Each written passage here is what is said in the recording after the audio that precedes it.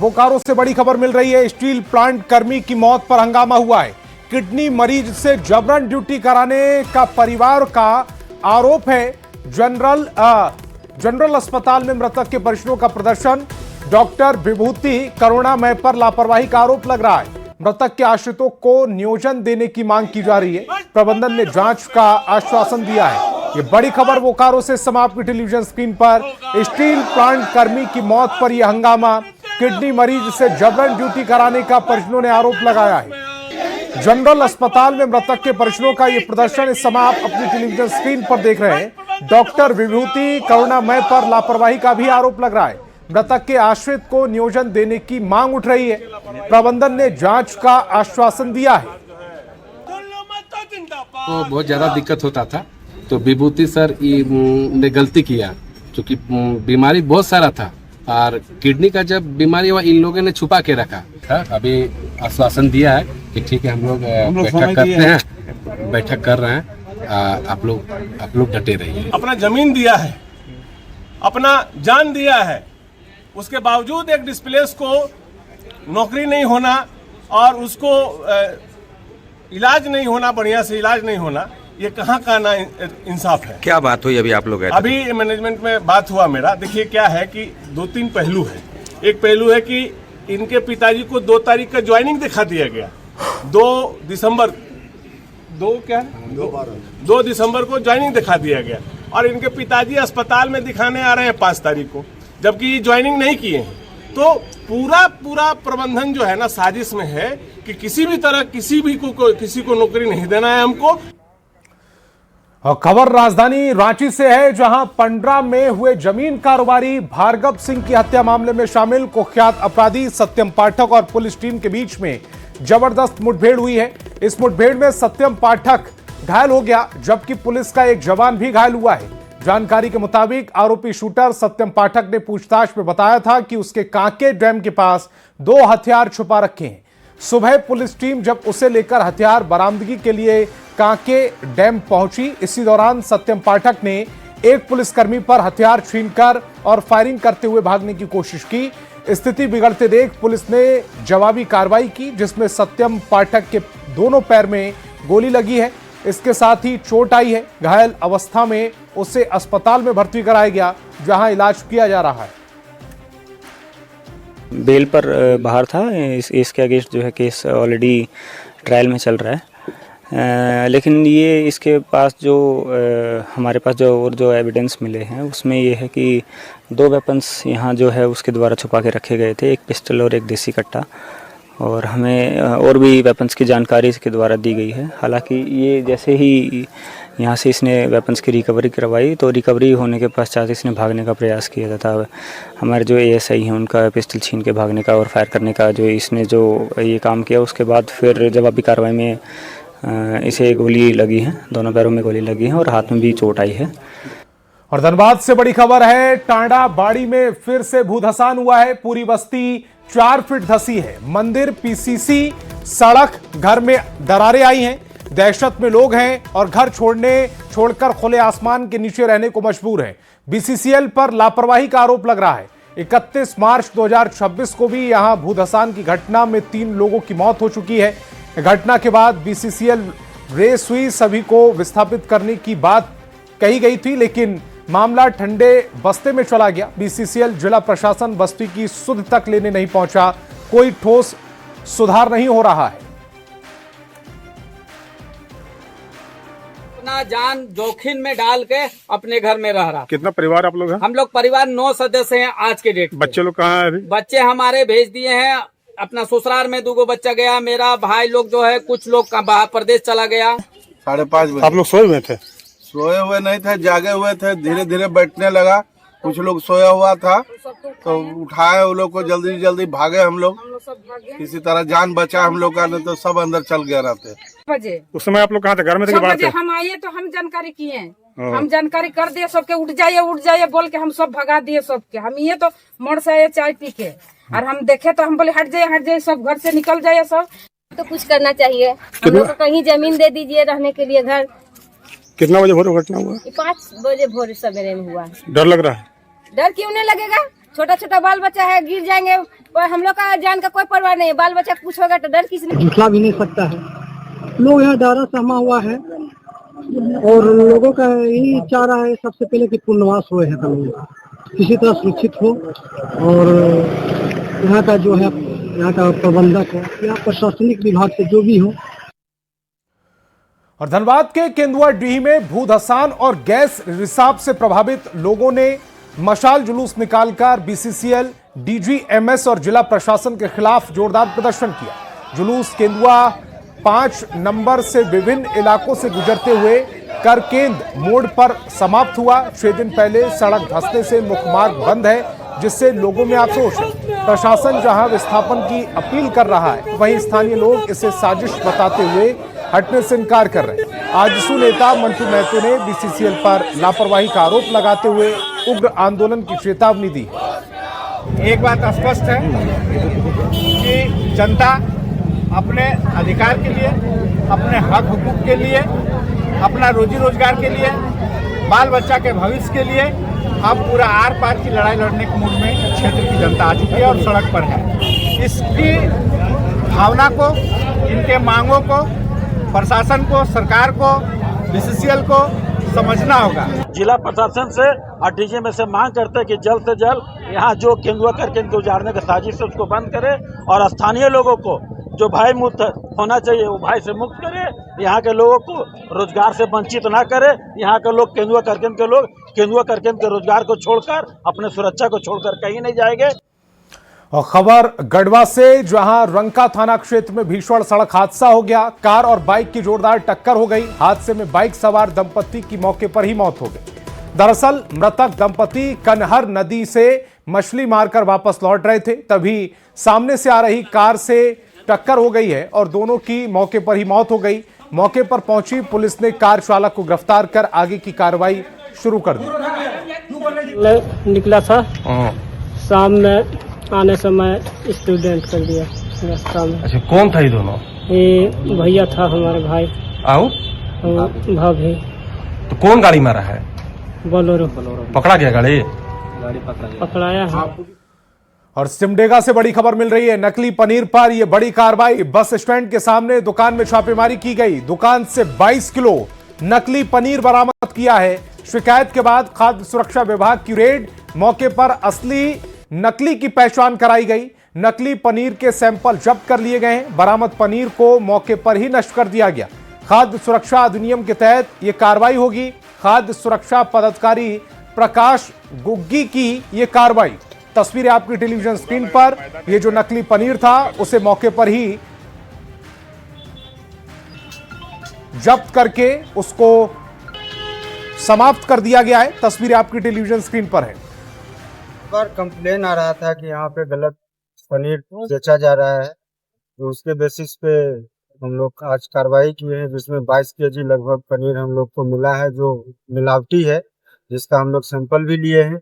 Report आने के बाद जो एफएसएसए एक्ट के तहत जो भी कार्रवाई होगी उसके तहत कार्रवाई कर।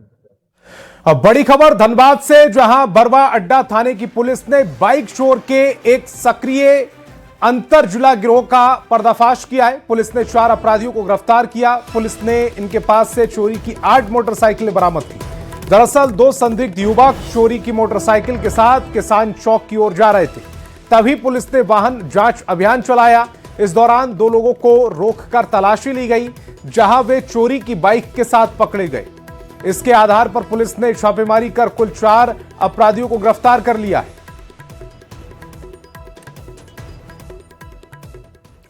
और सिमडेगा के केरसई थाना क्षेत्र के बुदाधार पुल के नीचे गिरने से बाइक सवार युवक की मौत हो गई। जानकारी के मुताबिक बाइक असंतुलित होकर पुलिया के नीचे झाड़ियों में गिर गई, जिससे उसकी मौके पर ही मौत हो गई। झाड़ियों में गिरने की वजह से काफी देर तक किसी की नजर उस पर नहीं पड़ी। बाद में नदी किनारे पहुंचे कुछ लोगों ने बाइक देखी, जिसके बाद खोजबीन शुरू की गई।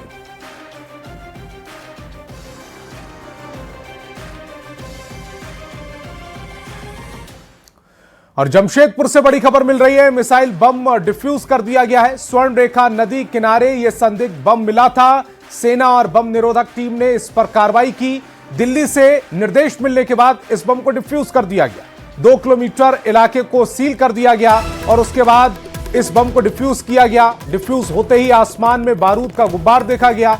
गांव के लोगों ने राहत की सांस ली है। पहले भी स्वर्णरेखा नदी से 2 बम मिल चुके हैं। बरवागोड़ा थाना क्षेत्र का ये पूरा मामला। तस्वीरें आपकी टेलीविजन स्क्रीन पर न्यूज 18 बिहार झारखंड पर ये एक्सक्लूसिव तस्वीरें देख रहे हैं। ये 2 किलो का बम जब डिफ्यूज किया गया उसके बाद देखिए किस तरह से धुएं का गुब्बार आसमान में नजर आया है। ये बम कितना शक्तिशाली था इसका अंदाजा इन तस्वीरों से लगाया जा सकता है। बताया जा रहा है कि ये द्वितीय विश्व युद्ध के दौरान स्वर्णरेखा नदी में गिरा होगा। इस बम के अमेरिकन बम होने की पुष्टि की गई है। नदी के किनारे पे आज सप्ताह पर पहले एक बम मिली थी और इस बम को जो एक्सपोर्ट के द्वारा यहाँ पे आई गई, रांची की टीम के द्वारा आई हुई थी, जो सेना की जो टीम थी, और आने के बाद इनको देखा और देखने के बाद ये पता चला कि ये एक्चुअली रियलिटी में ये जो है कि बिल्कुल स्पष्ट हो गया है कि हाँ ये बम क्लियर है। और उसी ताल्लुक पे गतिविधियाँ चली 2-3 दिन से और ये हमारे नागुसाई क्षेत्र है और इसी नदी में कुछ दिन पहले मार्च में भी इस प्रकार से घटना हुई थी और आई थी। वहाँ भी 2 को हम लोग बम को इस प्रकार से डिफ्यूज करवाया गया था और आज भी जो है हमारे तीसरे बम जो मिला था उनको भी डिफ्यूज करवाया गया। हाँ, सफलतापूर्वक जो मिसाइल बम मिला था उसको विस्फोट करके उसको निष्क्रियकरण कर किया जा चुका है और अभी कोई दिक्कत नहीं है। पूरा कोऑर्डिनेट किया हुआ था। उसके बाद सफिशिएंट फोर्स भी हम लोग बुला लिए थे और पूरा क्षेत्र को कोऑर्डिनेट करके ही हम लोग विनिष्क्रियकरण की कार्रवाई की। बहरागोड़ा थाना क्षेत्र के पारीपोड़ा स्वर्णरेखा नदी में जो तीसरा बम मिला था उसे आज सफलतापूर्वक भारतीय सेना और बम निरोधक टीम ने डिफ्यूज कर दिया है। हालांकि डिफ्यूज होते के बाद आसपास के गांव के लोगों ने राहत की सांस ली है। आपको बता दूं कि ये तीसरा बम जो है वो भारतीय सेना ने डिफ्यूज किया है और जिस तरह बातें सामने आ रही है कि ये द्वितीय विश्व युद्ध का दौरान जो है ये बम गिराए गए थे और ये नदी में धंस गया था जिससे ये बम ब्लास्ट नहीं हुआ। हालांकि 100 साल पुराना बम था, हालांकि ये जिंदा था और इसी को देखते हुए सुरक्षा के व्यापक इंतजाम करके इस बम को डिफ्यूज किया गया। लगभग 30 फीट अंदर नदी के अंदर गड्ढा खोदकर इस बम को रखा गया। उसके बाद डायनामाइट बिछाई गई और उसके बाद 2000 बालू के बोरे ऊपर रखे गए। उसके बावजूद भी जब इसे 2 किलोमीटर दूर से इसे ब्लास्ट किया गया था, लगभग 150 से 200 फीट ऊपर जो है आग के गुब्बारे और बारूद के गुब्बारे पूरी तरह से फेंके और लगभग 2 किलोमीटर में इसका असर देखने को मिला। हालांकि किसी तरह कोई क्षति नहीं हुई और सफलतापूर्वक इस बम को डिफ्यूज कर दिया गया है। मगर अब भारतीय सेना जो है आसपास पूरे इलाके में सर्च ऑपरेशन चलाएगी क्योंकि लोगों का साफ तौर पे कहना है कि अभी भी कई बम जो है वो जिंदा नदी में धंसे हुए हैं। उसको लेकर ये पूरी तरह से सर्च ऑपरेशन चलाया जाएगा और कहीं ना कहीं जो भी बम मिलेंगे उसके बाद उसे भी सफलतापूर्वक सुरक्षा को देखते हुए उसे भी डिफ्यूज करने की कार्रवाई की जाएगी। मगर कहीं ना कहीं ये तीसरे बम डिफ्यूज होने के बाद गाँव के लोगों ने शांति की राहत की सांस ली है और अब देखना यह है कि भारतीय सेना जब सर्च ऑपरेशन करेगी तो कितना बम निकलता है और कैसे उस बमों को भी डिफ्यूज किया जाएगा। न्यूज़ 18 के लिए जमशेदपुर से आशीष कुमार तिवारी। खबर गढ़वा से, जहां बीजेपी विधायक सत्येंद्र नाथ तिवारी ने सड़क निर्माण में धांधली को लेकर नाराजगी जताई है और सड़क बनाने वाली कंपनी और इंजीनियर को गंभीर परिणाम भुगतने के धमकी दी। दरअसल शहर के बीचों बीच पिछले 2 सालों से सड़क निर्माण का कार्य चल रहा है। अनियमितता इस कदर बढ़ती जा रही है कि दुकानों को सड़क के नीचे कर दिया गया है जबकि सड़क ऊपर हो गई है। कार्य की गुणवत्ता देखते हुए सत्येंद्र नाथ तिवारी विफर गए और सख्त लहजे में कहा कि ठेकेदार और इंजीनियर को पेड़ पर लटकाकर जूते से मारूंगा। खुलेआम चेतावनी देते हुए कहा कि जनता की परेशानी के लिए वे ठेकेदार और इंजीनियर की पिटाई करने से कतई पीछे नहीं हटेंगे।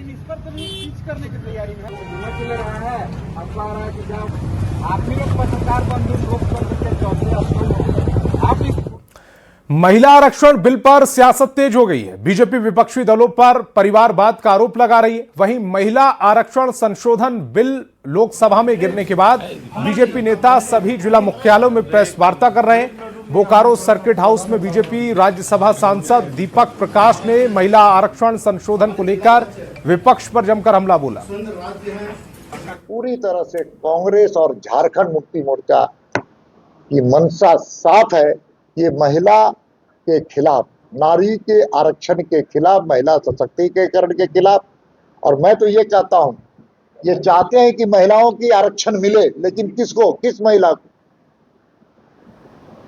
परिवार में रहने वाली महिला को आरक्षण का लाभ मिले। रामगढ़ की कांग्रेस विधायक ममता देवी ने महिला आरक्षण बिल को लेकर बीजेपी पर निशाना साधा। उन्होंने कहा कि 2023 में पारित महिला आरक्षण बिल को लेकर पूरा विपक्ष सहमत है, लेकिन बीजेपी इस मुद्दे पर राजनीति कर रही है। कांग्रेस विधायक ने मांग की कि अगर सरकार महिला आरक्षण को लेकर गंभीर है तो 2023 में पारित विधेयक को तुरंत लागू किया जाए। जो विधेयक 2023 को सर्वसम्मति से लागू करने की मांग निरंतर हमारी पार्टी, हमारी कांग्रेस पार्टी निरंतर मांग कर रही है, जिसको लागू करने के लिए आज हर विपक्ष एक साथ एक मंच पे आज खड़ा है। हम बस यही मांग करते हैं कि 2023 का जो ये विधेयक है इसको प्रभाव से लागू किया जाना चाहिए। और अगली खबर धनबाद से, जहां महिला आरक्षण बिल को लेकर सियासी घमासान तेज हो गया है। बीजेपी अब विपक्षी दलों पर हमलावर हो गई है। SSLN8 कॉलेज के पास बीजेपी कार्यकर्ताओं ने इंडी गठबंधन का पुतला दहन किया। इस विरोध कार्यक्रम में विधायक राज सिन्हा, युवा मोर्चा के अध्यक्ष समेत बड़ी संख्या में कार्यकर्ता और छात्र शामिल हुए। तो तस्वीरें आपकी टेलीविजन स्क्रीन पर हैं। असम और बंगाल में बीजेपी कार्यकर्ताओं ने यह विपक्ष को नारी शक्ति वंदन अधिनियम फेल होने के बाद घेरा है। आरक्षण बिल को लेकर सियासी घमासान लगातार तेज है। बीजेपी जहां विपक्षी दलों पर हमलावर है। SSLN8 कॉलेज के पास बीजेपी कार्यकर्ताओं ने इंडी गठबंधन का पुतला दहन किया। इस विरोध कार्यक्रम में विधायक राज सिन्हा, युवा मोर्चा के अध्यक्ष, बड़ी संख्या में कार्यकर्ता शामिल हुए। तो महिला विरोधी चेहरा जो उजागर हुआ है, खास करके 16 और 17 तारीख को जब महिला आरक्षण नारी वंदन अधिनियम बिल जो है वो फ्लोर पे आया हाउस के, जिसमें 33% आरक्षण महिलाओं को देने का यह बिल था। असम और बंगाल में चुनावी कैंपेन खत्म होने के बाद मुख्यमंत्री हेमंत सोरेन जेएमएम को मजबूत करने में जुट गए हैं। मुख्यमंत्री हेमंत सोरेन के आवास पर कार्यकर्ताओं के साथ बैठक हुई। इस बैठक में पहले दिन संथाल परगना समेत 12 जिलों की बैठक हुई है, तो वहीं आज रांची, रामगढ़ समेत 12 जिलों की बैठक ली गई। इस बैठक में झारखंड मुक्ति मोर्चा के विधायक, सांसद और मंत्री भी मौजूद रहे। इसके साथ साथ हर जिले के पार्टी पदाधिकारियों की बैठक में बुलाया गया है। असम और बंगाल के चुनाव को संपन्न करने के बाद झारखंड मुक्ति मोर्चा के केंद्रीय अध्यक्ष और राज्य के मुख्यमंत्री हेमंत सोरेन अपने कार्यकर्ताओं के साथ बैठक करने लग गए हैं। झारखंड मुक्ति मोर्चा को जमीनी स्तर पर मजबूत करने और इसके साथ साथ कैसे झारखंड मुक्ति मोर्चा आने वाले समय में बेहतर प्रदर्शन करे, इसे लेकर आज मुख्यमंत्री आवास पर यानी हेमंत सोरेन के आवास पर झारखंड मुक्ति मोर्चा के कार्यकर्ताओं की बैठक चल रही है। इस बैठक में आज 12 जिले के जो झारखंड मुक्ति मोर्चा के पदाधिकारी हैं उन्हें बुलाया गया है। 2 दिवसीय बैठक का आज दूसरा दिन है। पहले दिन के बैठक की बात करें, यानी कल जब बैठक हुई थी तो उसमें संथाल परगना के जिले के जो झारखंड मुक्ति मोर्चा के पदाधिकारी थे उनकी बैठक हुई, और आज जब दूसरे दिन की बैठक है तो इस बैठक में रांची, रामगढ़ समेत जो 12 अन्य जिले हैं उसके कार्यकर्ताओं को यहां पर मुख्यमंत्री संबोधित कर रहे हैं। मुख्यमंत्री आवास में चल रहे इस बैठक में इन चीजों की चर्चा हो रही है कि कैसे आने वाले भविष्य में झारखंड मुक्ति मोर्चा बेहतर तरीके से प्रदर्शन करेगी। कार्यकर्ताओं के बीच कार्यकर्ता जो है वो झारखंड मुक्ति मोर्चा और झारखंड सरकार की योजनाओं को जन जन तक पहुंचाएंगे, और इसके साथ साथ जो SIR होने वाला है, SIR को लेकर भी अपने कार्यकर्ताओं को मुख्यमंत्री हेमंत सोरेन टिप्स दे रहे हैं कि जब SIR होगा तो उस दौरान कैसे सही नामों को भी कटने से बचाया जाए और कैसे अपने कार्यकर्ताओं को मजबूत की जाए। तमाम चीजों पर चर्चा हो रही है। इस चर्चा के बीच मुख्यमंत्री हेमंत सोरेन के साथ साथ जो गांडे की विधायक कल्पना सोरेन है वो मौजूद है, झारखंड मुक्ति मोर्चा के कई विधायक मौजूद हैं, सांसद मौजूद हैं और झारखंड मुक्ति मोर्चा के कोटे के मंत्री भी मौजूद हैं। कैमरा पर्सन संजीव तिवारी के साथ गौरव झा, न्यूज़ 18, रांची।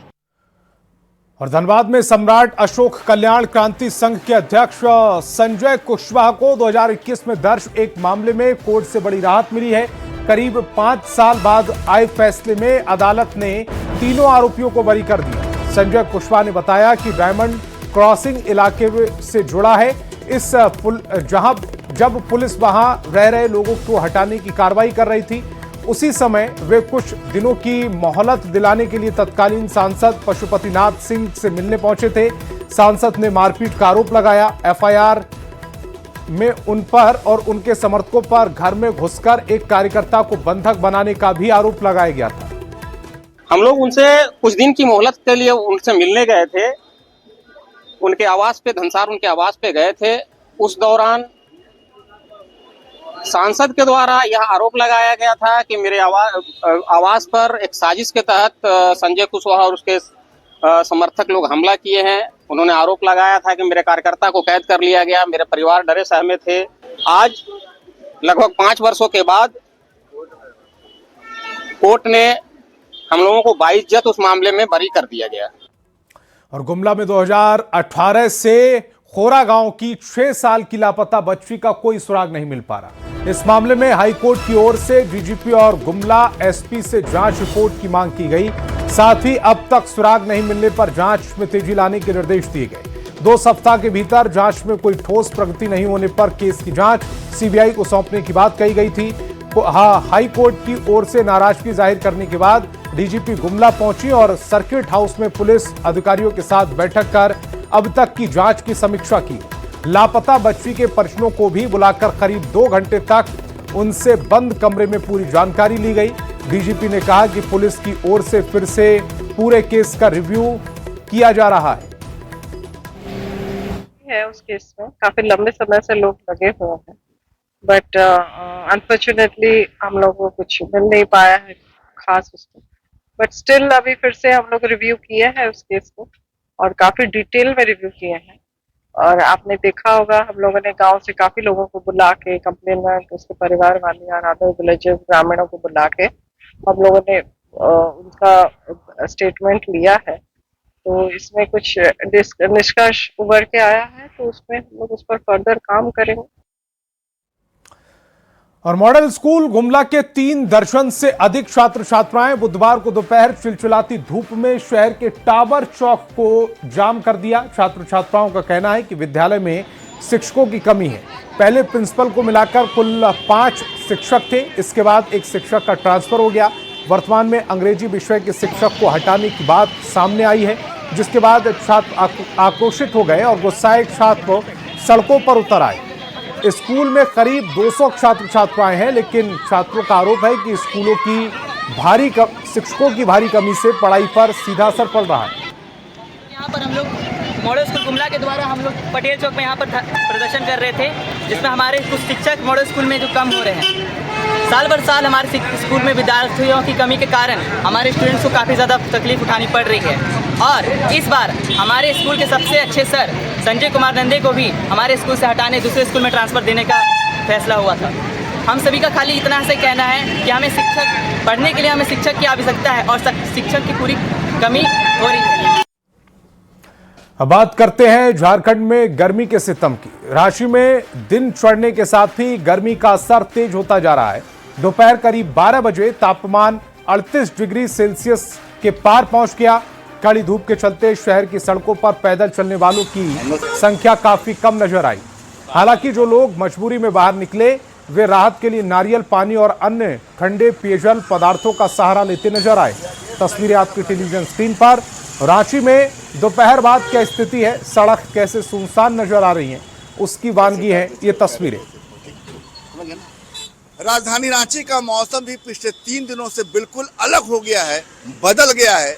राजधानी रांची का पारा 40 डिग्री के पार चल रहा है और इस समय अभी घड़ी में जो है तकरीबन 12 बज रहे हैं और 12 बजे इसमें रांची का पारा 38 डिग्री के करीब है। जैसे जैसे दिन बढ़ेगा पारा जो है और बढ़ेगा और जो मौसम विभाग का पूर्वानुमान है कि रांची का पारा 40 डिग्री के पार पहले ही जा चुका है, ये पारा आगे भी बढ़ेगा। लेकिन इस समय राजधानी रांची की ट्रैफिक को जरा देख लीजिए कि ट्रैफिक में इस समय आपको ज़्यादातर वैसे लोग पैदल वाले लोग नज़र नहीं आएंगे, क्योंकि जैसे ही गर्मी बढ़ती है, धूप कड़ी धूप होती है तो लोग पैदल सड़कों पर निकलने से परहेज करते हैं। लेकिन जिन लोगों का सड़क पर निकलना मजबूरी है, वैसे लोग वास्तव में कोई सत्तू की शरण में नजर आते हैं तो कोई डाब पीता हुआ नजर आता है। और ऐसे ही देख सकते हैं कि लोग जो है यहाँ पर, क्या भाई डाब की बिक्री जोरों पर है? बिल्कुल अच्छा है बिक्री, लेकिन सुबह सुबह मार्केट अच्छा रहता है। जैसे जैसे धूप होता है वैसे वैसे ग्राहक आना कम हो जाता है। बस धूप का कारण है। गर्मी ज़्यादा है? गर्मी बहुत ज़्यादा है। निकलना मजबूरी है। बस मजबूरी है, दाल रोटी चलाना है तो क्या करिएगा, इसमें चलना ही पड़ेगा ना।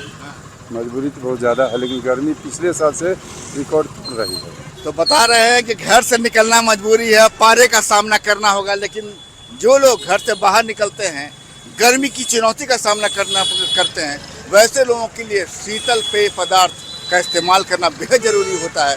राजधानी रांची में पारा और बढ़ेगा, लेकिन बता दें कि 24 से 26 अप्रैल तक राजधानी रांची और आसपास के जिलों की बात करें, संथाल के सभी 6 जिलों में पारा और बढ़ेगा, लेकिन उसमें तेज हवा के साथ वज्रपात की चेतावनी भी जारी की गई है। ऐसे में आप राजधानी रांची में घर से बाहर निकलें तो छाता लेकर निकलें, गर्मी से जरा बच कर रहें। संजय कुमार सिन्हा, न्यूज़ 18 रांची।